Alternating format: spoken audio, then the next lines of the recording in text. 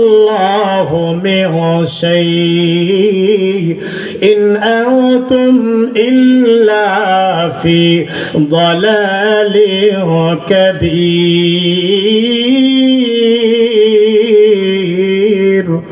তারা তখন বলবে জাহান্নামীরা আমরা মিথ্যা প্রতিপন্ন করেছিলাম আর আমরা বলেছিলাম মা নাযালাল্লাহু মিন শাই। এরা মোল্লা মৌলবীরা যা বলে এগুলো আল্লাহর পক্ষ থেকে নাজিল হয় নাই। মোল্লারা কত কথা বলবে, আমরা এই সমস্ত কথা বলতাম। তখন ফেরেশতারা বলবে আলেমদের কথা তো মানো নাই, নবী রাসূলদের কথা তো মানো নাই, যাও এবার জাহান্নামে যাও। তখন বুঝে আসবে হায় রে, যদি আলেমদের কথা মানতাম আর শুনতাম আজকে আমরা জাহান্নামে আসতাম না। তাইলে বলেন আলেম দুনিয়ায় থাকলে লাভ আছে না নাই? তাদের কথা মানলে শুনলে তারা কি ব্যক্তিগত কথা কয়? যদি ব্যক্তিগত কথা কয় বানায়া সেটা মানবেন না।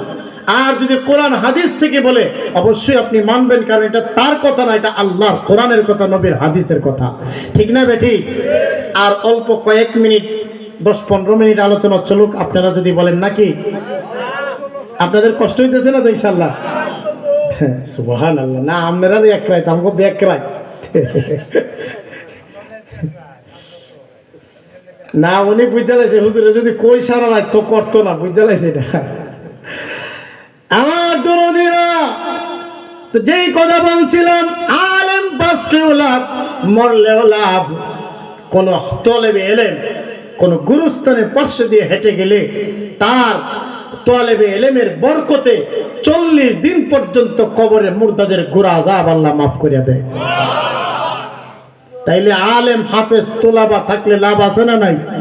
কোন জায়গায় যদি মাদ্রাসা হয় ওই এলাকাটাকে আল্লাহ বরকতময় করে দেয়। এমনকি মাদ্রাসার বরকতে ওই এলাকাবাসীকে দিন দিন আল্লাহ আর্থিকভাবে তাদের স্বাবলম্বী বানায় দেয়, ধনী বানায় দেয়।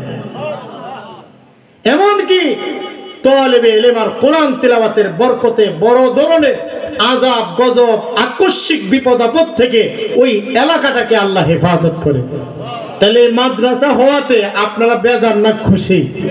বলেন আলহামদুলিল্লাহ। ছোট্ট একটা ঘটনা বলি।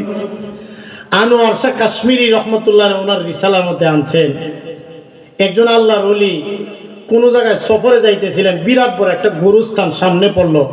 আল্লাহর ওলি বড় গুরুস্থান দেখা মুরাকাবা করতেছেন।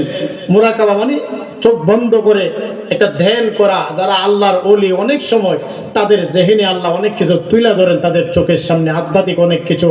তো উনি মুরাকাবার মাধ্যমে দেখতে পেলেন বড় গুরুস্থানের সবাই খুব কষ্টে আছে, আযাব